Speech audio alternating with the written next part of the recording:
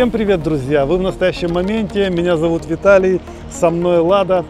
Сейчас мы находимся в Черногории, в городе, который называется Котор. Мы приехали сюда для того, чтобы изучить этот город и вообще Черногорию на предмет того, можно ли здесь остаться жить. Мы приехали в Котор на автобусе. Нас все уверяли, что в Черногории очень удобно брать машину в аренду. Это недорого и быстро можно перемещаться. Но мы проанализировали ситуацию и поняли, что с машиной здесь, в Которе, делать нечего. Город старый, маленький, узенький, и просто доехать сюда на машине, да, это было бы, возможно, быстрее, чем на автобусе. Но дальше начинаются приключения, поскольку уже на въезде в Котор мы оказались в пробке, хотя сейчас октябрь, не совсем-то и сезон, и припарковаться здесь негде.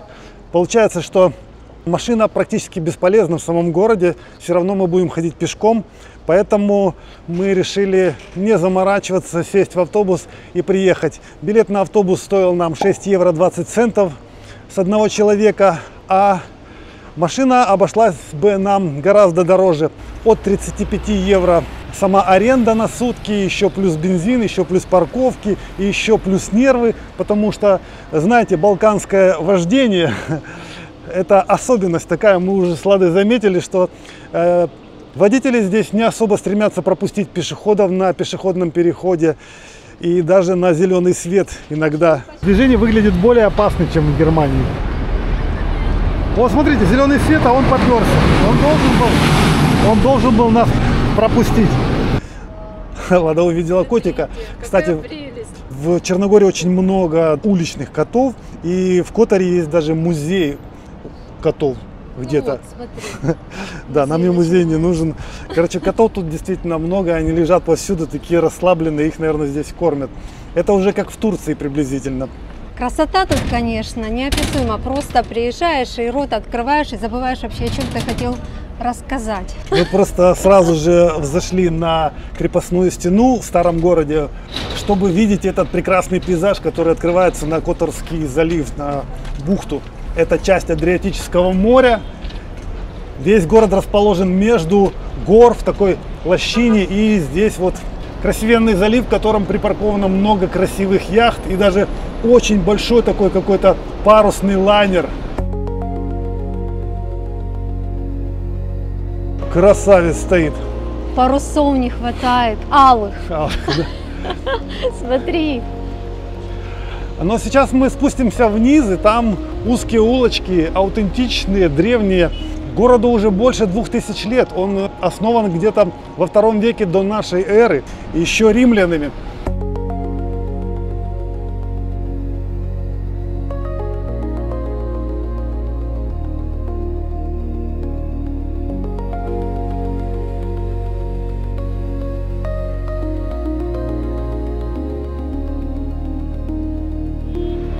На сегодняшний день статус временной защиты для украинцев в Черногории действует до марта 2026 года.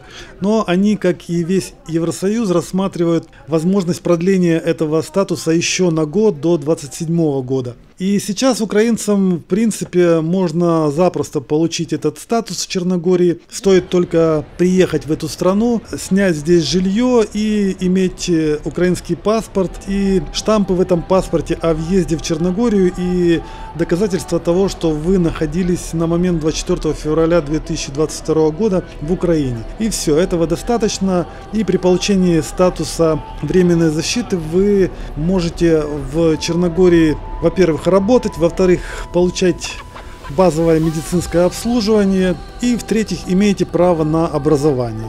Но нас в данном случае интересует возможность проживания в Черногории по завершению этого статуса. Если закончится война, например, или же если просто этот статус отменят. Поэтому в этом видео мы будем говорить про другие возможности получить ВНЖ в Черногории.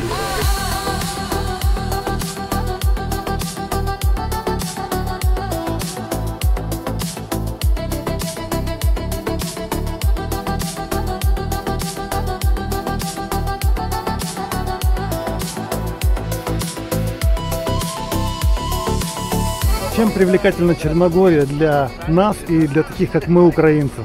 Тем, что здесь легче получить ВНЖ, чем в других странах Европы. Например, если вы просто человек, который хочет приехать в страну, найти себе работу и жить, то вы можете это сделать через контракт с каким-нибудь работодателем.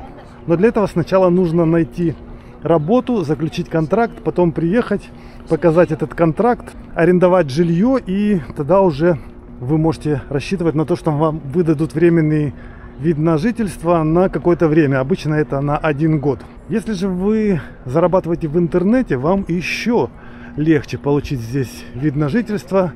Вот, например, этот способ подходит хорошо для нас.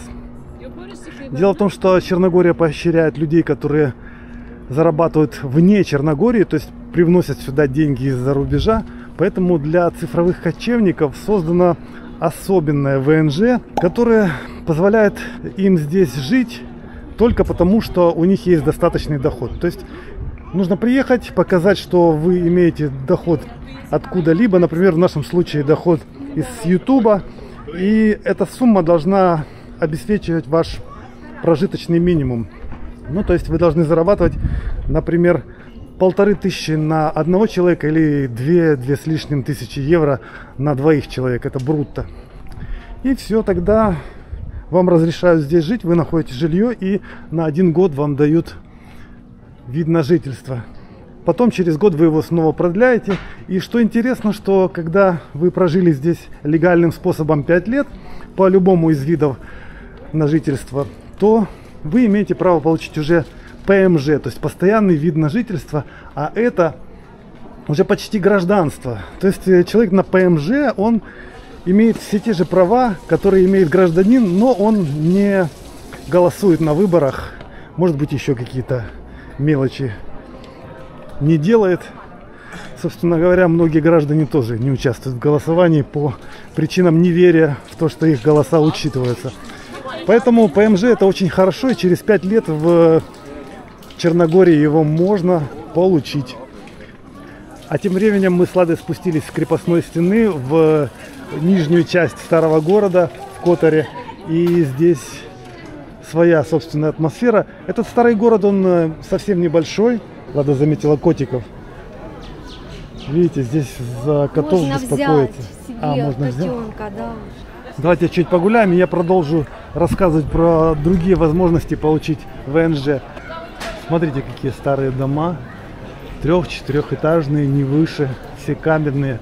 Ну и, как обычно, здесь сплошные сувенирные лавки, кафе. Старый город Котора – это лабиринт из узких улочек, зажатый между Которским заливом и между скалистыми горами. Это вообще древняя крепость, где люди укрывались от набегов. И он небольшой по территории. Много, как вы видите, небольших домиков. Но эти домики в 1979 году были сильно разрушены из-за землетрясения. Было мощное землетрясение. Так же, как и в Будве, старый город пострадал, но был восстановлен. Вообще он очень старый, ему 2000 лет. Но, естественно, он перетерпевал всякие изменения. Он был римским, он потом был византийским, а с 1420 года здесь правили венецианцы, и они тоже внесли сюда Итальянский дух. итальянский дух. Ну и, естественно, нахождение Черногории в Югославии тоже свой отпечаток оставили. В общем, сейчас мы можем прогуляться по Средневековью. Посмотри, какие здесь мощеные улицы, да? Прям отшлифованный такой камень блестящий. Это все древнее. А смотри, какие узкие они. Как тут вообще кони ездили, коляски. Ну да. Вообще, да, машин не было. Это, наверное, потому что раньше не было машин, поэтому строили Не такие было машин узкие и улочки, рассчитывали да? максимум на какую-то повозку.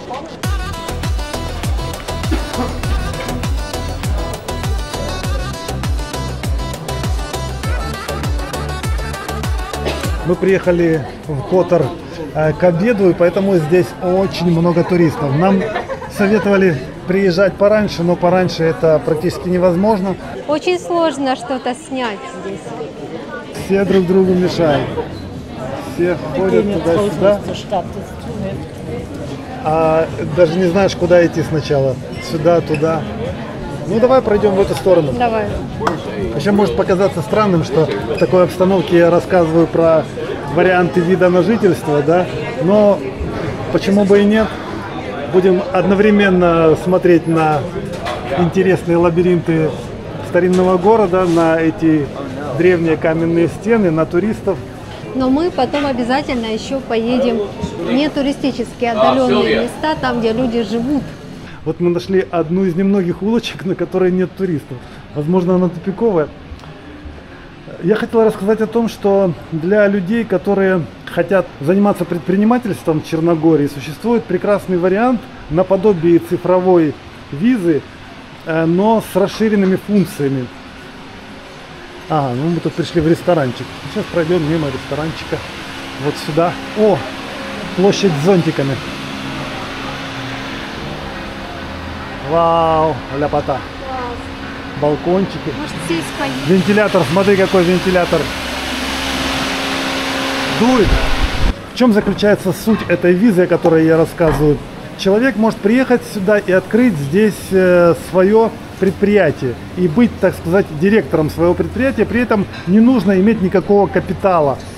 Просто ты приезжаешь, арендуешь жилье, показываешь, что у тебя есть адрес, нужен еще адрес офиса, это может быть виртуальный офис, это несложно, и указываешь, каким видом деятельности ты будешь заниматься. Эти виды деятельности, разрешенные для людей, они в основном те же самые, что и для цифровых кочевников. Это деятельность в интернете, например, программирование, переводы, маркетинг, разработка сайтов. Чем отличается от цифровой визы простой? Тем, что ты имеешь право еще нанимать работников. То есть, если ты хочешь не просто сам работать, а расширить свою фирму, нанять людей, то ты оформляешь такую фирму, и это позволяет тебе получить, опять же, ВНЖ на год, а потом продлить еще на год, и потом после 5 лет получить ПМЖ. Почти так же, как с цифровыми кочевниками, только преимущество того, что ты можешь развиваться до большой торговой фирмы, до предприятия. Виталик, здесь православная страна. Это то, чем Черногория вообще привлекает. Смотрите, это храм Святого Луки. Пойдем заглянем, посмотрим. А здесь рядышком храм Святого Николая. Все наши православные святые.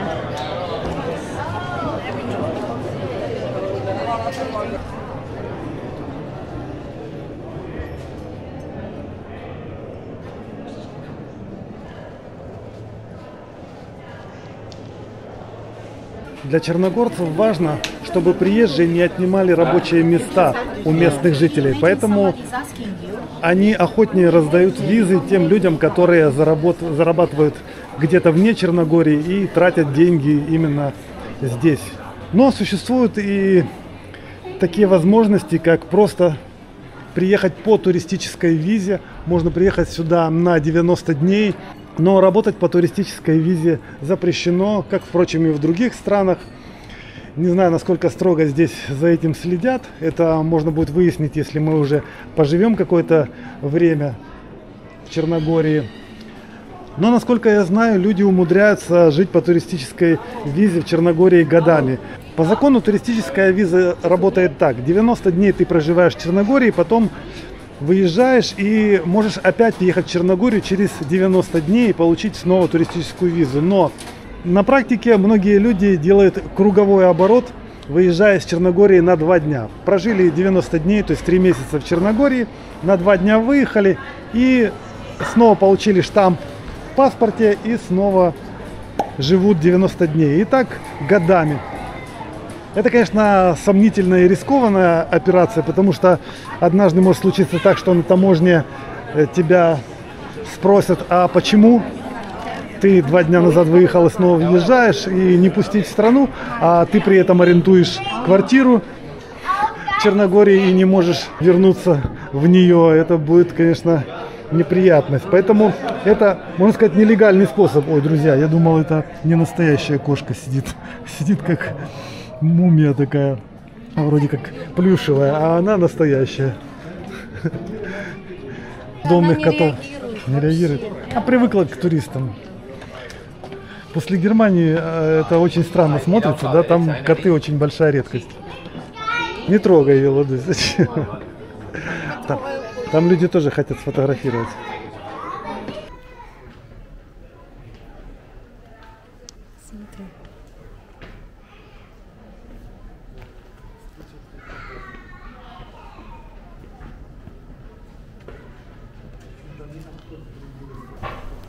Живут люди, стирают себе шорты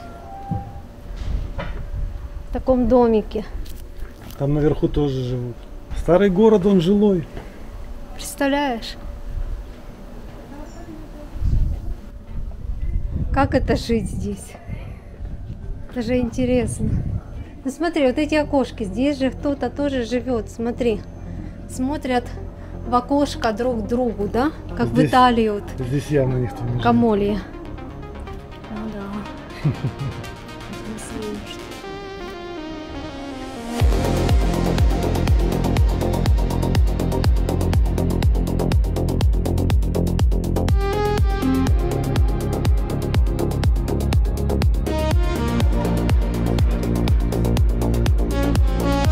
Мы вышли из старого города уже на улицы обычного Котора, где живут люди, простые люди, парковки, дома. Вот так это все выглядит. Как-то аж полегче стало, легче дышать, знаешь, Ну да. спокойно. Там, конечно, такой ажиотаж. Там толпы туристов. И здесь можно арендовать жилье. Правда, в самом Которе не дешевое жилье, потому что город небольшой и зажатый между горами, то есть здесь мало места, ну вообще туристический центр, поэтому здесь будет недешево. А, вот оно что.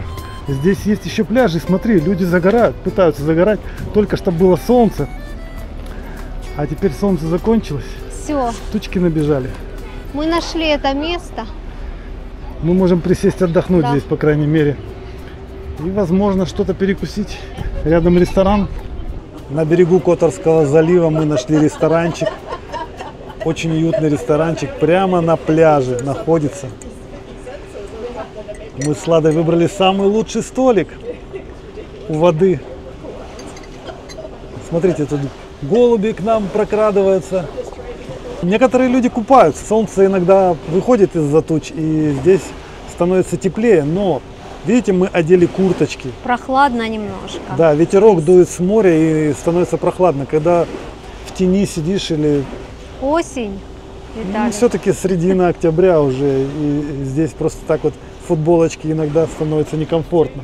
Поэтому хочется горячего чая Мы заказали чаек, но еще мы заказали супчик тоже. и Нашли горячего здесь. супа. Знаешь, я заметила, что здесь вообще, в Черногории, нету чаек. Ты видел хоть одну чайку? Чайку? Чайку. А, я думал чая.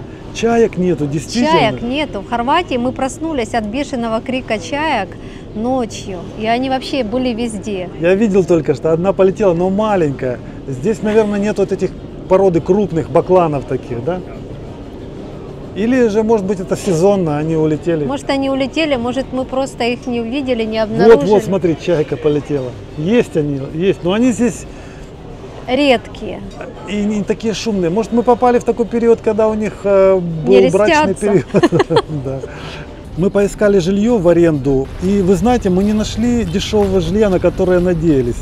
750 евро самое дешевое, вот в районе, который называется Доброта или Доброта. Это мы прямо здесь находимся, в этом районе. Вот эти дома, и туда под гору еще целый район вдоль залива. Вообще это курортный город, поэтому здесь аренда дорогая. И здесь аренда на длительный срок очень редкая, потому что дома сдаются, квартиры сдаются посуточно, это для туристов. Поэтому надеяться, что в таком городе, как Котор, найти себе жилье по дешевке не имеет смысла. Все, что дешевле, оно находится за горами, где-то подальше от моря. Например, есть такой поселок Радоновичи. Мы его проезжали с Ладой на автобусе. Он находится между Котором и Будвой, где-то посередине там.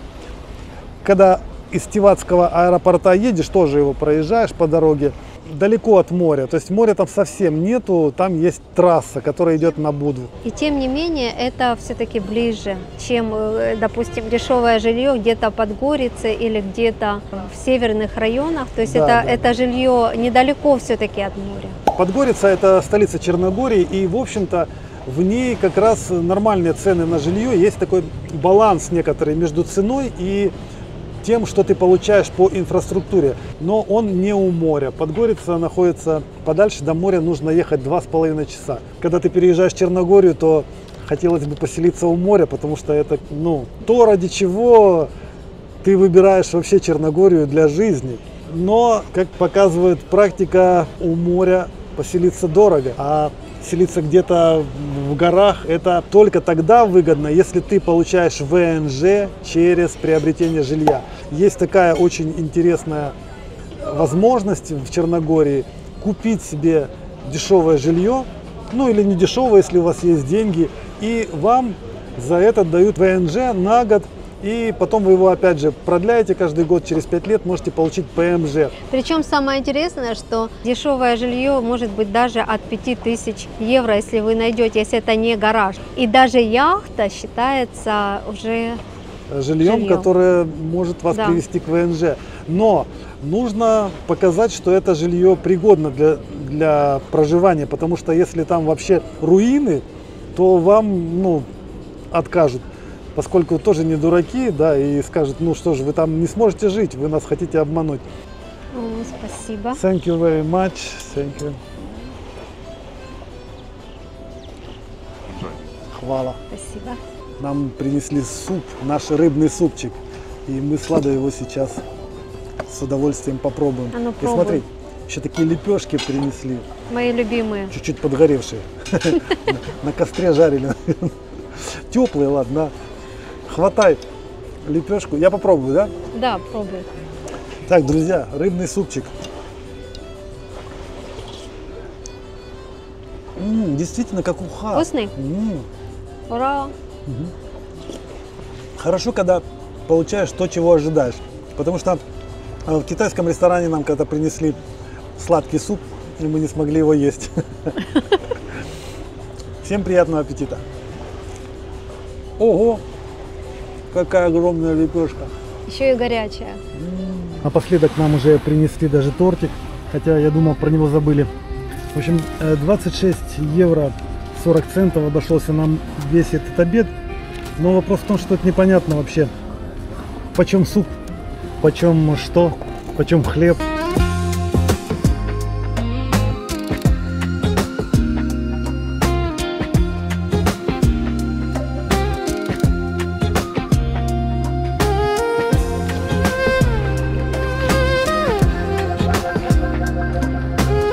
Вот так выглядит обычный жилой район, в котором живут простые черногорцы в городе Котор. Здесь, конечно же, сдаются квартиры в аренду. Я думаю, сдаются в аренду и краткосрочно, то есть посуточно. И в долгосрочную аренду тоже можно снять, найти. Мы как раз и нашли здесь квартиру за 750 евро в месяц. Это дорого, потому что хоть мы и не видим сейчас море здесь, но оно рядом, оно вот тут за этими домами, точнее не море, а Которский залив. Дворы в городах в принципе похожи друг на друга везде, да? Вот посмотрите, машины напаркованы, деревьев много, что интересно, да, зеленый такой двор, дома. С одной стороны, видите, здесь, видимо, солнечная сторона, и все окна закрыты. Наверное, это солнечная сторона. А с противоположной стороны мы видели открыто. Та сторона, которая направлена к морю, на ней балконы. На балконах сушится белье, и там, видимо, нормальный такой вид. И, возможно, у людей на верхних этажах видно море. Апельсины и гранаты повсюду растут. Смотри, какая прелесть. Прелесть, но говорят, апельсины, которые растут вот так вот под домами, они кислые. Наверное, не знаю точно. И по виду вроде как обычный райончик, да, такие в любом городе можно встретить, но за домами горы, скалы какие, смотри, да. Вон мужики на краю крыши лазят, чего-то там делают. А в эту сторону, если посмотреть, видно Которский залив. Вот, этим самым этот район отличается от всех городов, потому что он на берегу залива. Получается, здесь шикарные элитные квартиры с видом на море. Да. Сейчас мы прогуливались по району Котора, который называется Доброта. Но в Которе, конечно же, есть еще другие районы, масса других районов. Когда объезжаешь на автобусе вокруг залива, то там всякие небольшие поселочки, которые являются частью Котора, и они более отдаленные, и там, естественно, можно найти еще более дешевое жилье в долгосрочную аренду.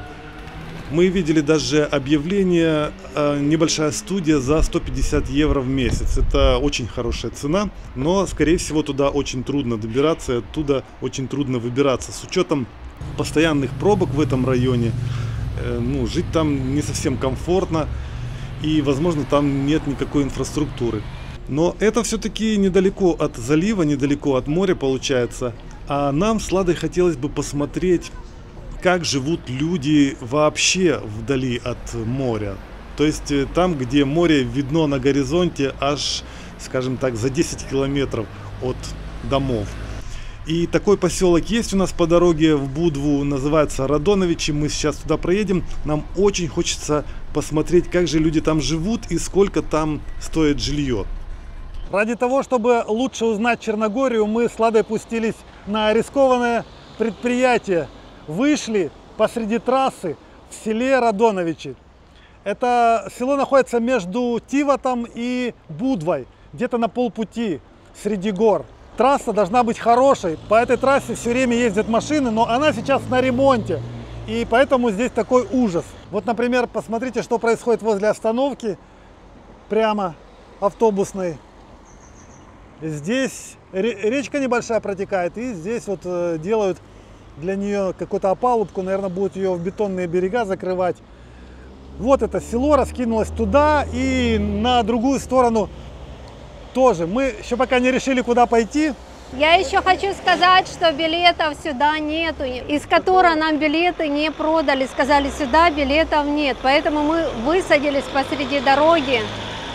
И сядем ли мы назад до Будвы? Да. Мы должны тормозить и остановят, не остановят. В общем, у нас приключения. Я когда читала объявление, когда искала квартиры, там было написано, эта квартира, там, допустим, за 300 евро, 50 метров. Есть такая квартира хорошая, находится в уютном месте, в 10 километров от Будвы и недалеко от моря. Мне стало интересно вообще, что это за тихое место. Ну вот, смотрите, современные домики с современными квартирами. Недалеко от шоссе. Почему бы и не жить, да, вот? Как ты думаешь? Ну да, я ж поэтому мне очень захотелось сюда приехать посмотреть. Вы же там так прям описывали, что очень хорошее место и очень недалеко от всего, и очень комфортно жить. Ну это реклама, понятно. Да. Смотри, мы от трассы отходим, и уже потише здесь становится уютней. Да. Ух ты, какие львы. Ну да, я бы здесь жила, допустим, даже здесь. Смотри, какая красота, Виталик. Класс. Да, участок. Как тут спокойно. красиво. Реально. Ну, шум с дороги все еще доносится. Я бы уехал чуть подальше. Смотри, там повыше, в горах, есть улочки с красивыми домами. Даже церквя какие-то стоят, по-моему.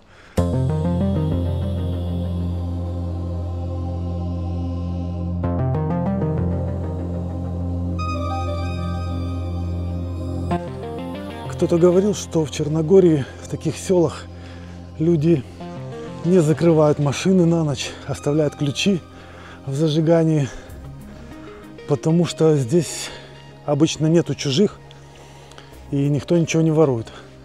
Ну, потому что все на виду. Мы вот сейчас идем с Ладой, и все на нас смотрят, потому что каждый человек, если он новый, его сразу заметно. Они тут все друг друга знают. Ну что, видите, друзья, мы уже трудно дышим, потому что идем вверх. Ты знаешь, это когда такая красота, даже усталости не чувствуешь. Вот у меня так. Я вот там в старом городе хотела все время убежать, потому что было много людей. Там было все очень красиво, но тесно. Но тесно, и хотелось выскочить. И полная противоположность здесь. Посмотри, море. Боже, я сейчас умру.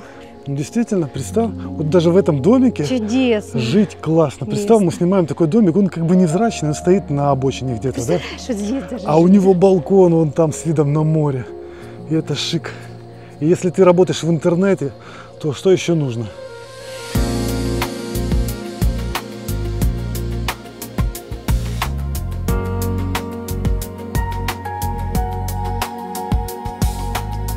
очень похоже на Ольшану, Виталик. Так, когда мы были фермерами, мы жили в селе. Ольшана тоже на горе, конечно, не в сравнении с Черногорией, но что-то общее есть, скажи. Ну, во всех селах есть что-то. И в итальянском селе мы находили что-то подобное. Итальянское село совершенно не такое. Посмотри, там оно было на таком крутом склоне, и там не было простора. Здесь же, посмотри, простор, ты можешь пойти туда, ты можешь пойти сюда. Посмотри, какие козочки. Ух ты. Вот такой пейзаж. Не, ну действительно уютно, в общем-то, хорошо. Если люди приветливые и жить среди них хорошо, то, в общем-то, почему бы и не жить? Реально тихое, спокойное место. Они правы в рекламе, правильно написали. Посмотри, а есть такие, красиво. смотри, домики, которые стоят на склоне, Да. очень живописно, да? Удивительно, что когда едешь по дороге, тебе кажется, здесь какие-то хащи, этого ничего не видно, и только раздолбанная дорога с какими-то этими тракторами, и все. Тебе Да. кажется так тоскливо, думаешь, боже, какой ужас, это какое-то заеложенное, какое-то забытое село, какой ужас, как тут жить. Посмотрите, какая красота. Привет! Мои хорошие. Ну это еще мелкие собаки, а могут быть покрупнее. Ну да. Мы уже отвыкли от этого. Слушай, мне интересно, есть ли тут газ? Почему-то у меня такое подозрение, что в этом селе нету газа. Если сейчас кто-то повстречается, надо будет спросить. Вполне возможно, даже в квартире, в которой мы живем, в Будве нету газа. А там, кстати, в квартирах нету батарей И батареи нету. отопления. Мы греемся кондиционером. А здесь мы видели во дворе дрова, поэтому вполне возможно, что газа Да, нету. посмотри, это рай какой-то, апельсины, диваны. Диван уже зарос травой. А машина убитая стоит, наверное, уже 100 лет тут. Гранаты растут Ты прямо. посмотри. Ветки ломятся, да. А этот домик богатенький, смотри. Сколько машин стоит. Да. И еще такой забор с балясинами. И уже горит фонарик, хотя еще только 4:30 вечера. Не экономят на электричестве. Богатые люди. Богатые, да.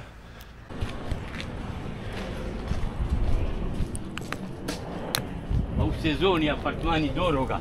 80 евро, 70. А. Но сейчас, Сейчас 350 на месяц, да? да. А тут в этом поселке есть газ? Газ Нет, на отопление. Дровами топите? Чем? нет, климат. Здесь климат кухня. М, Здравствуйте. здравствуйте.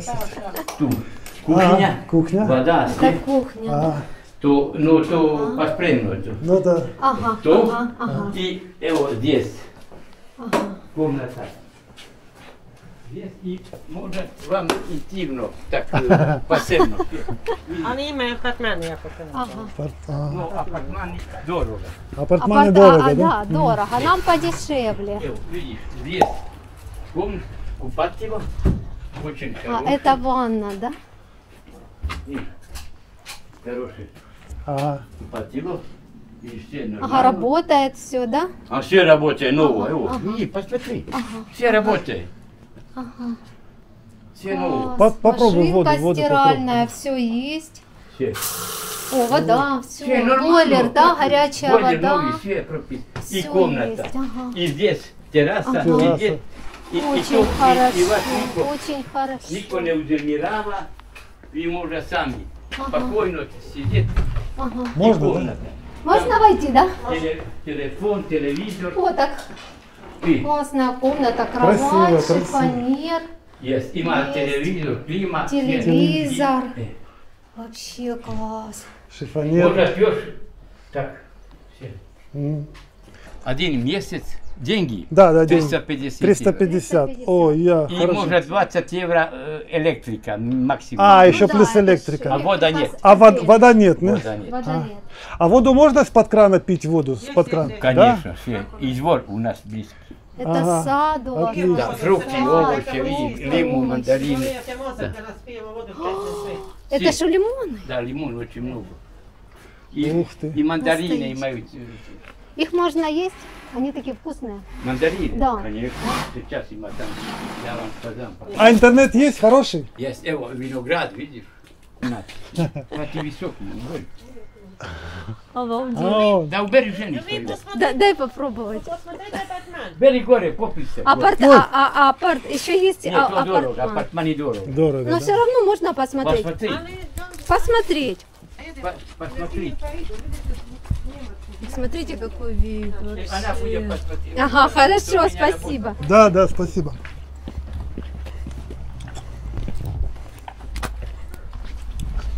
А сколько стоит? Как сказать? How much cost? Не знаю. Не знаю.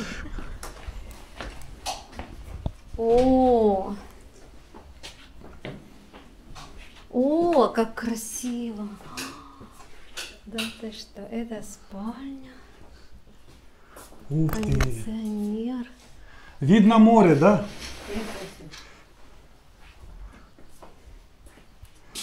Вот это красота, да. Это мечта просто, Виталик. Это просто мечта. Вообще. How much cost? One day. One day. А.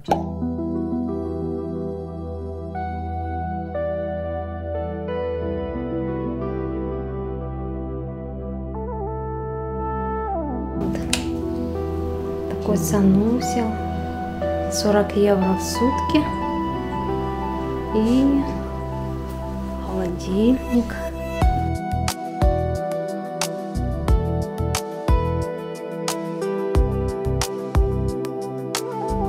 Ладно, еще одни апартаменты. О, good. Тоже спальня. Да, красиво. Апартаменты, конечно, шикарные. Окошко какое.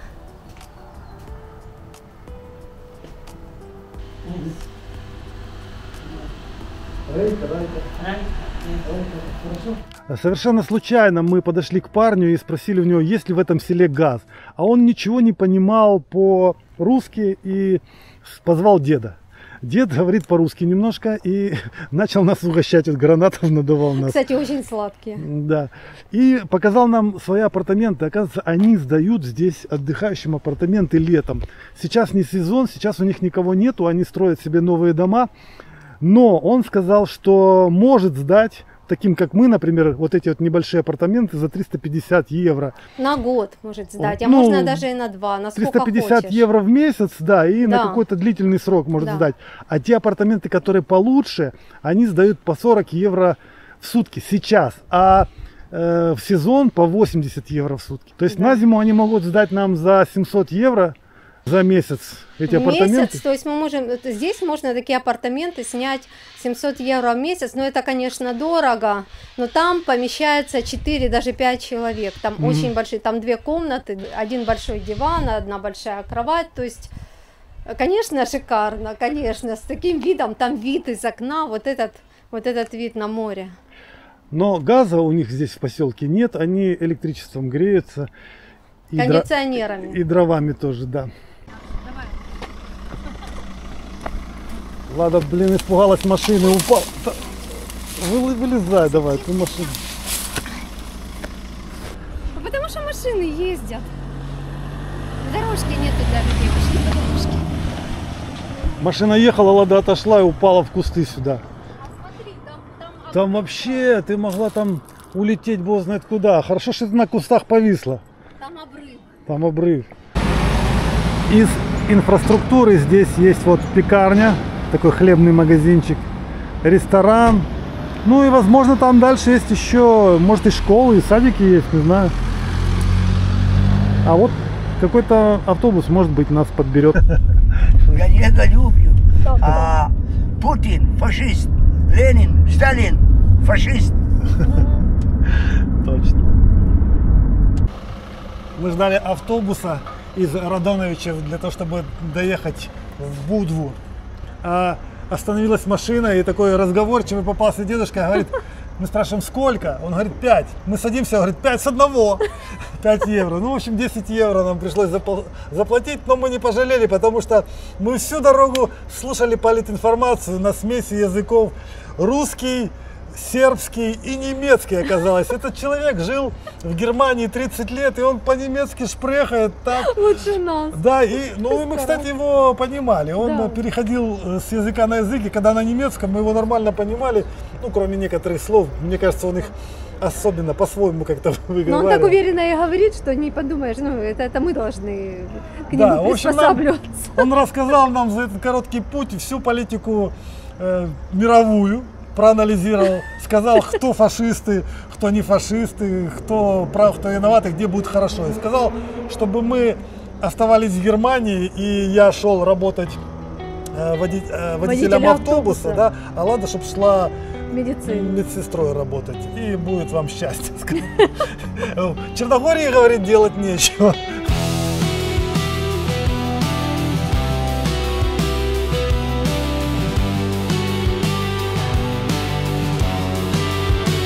Я не выбирал, где родиться, на каком языке мне петь. Я бы лучше был белой птицей, я бы мог к тебе прилететь. Я учился жить по законам,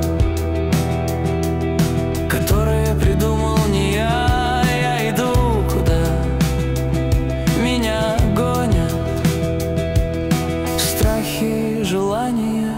Скажи, чью мы проживаем жизнь, развеются миражи.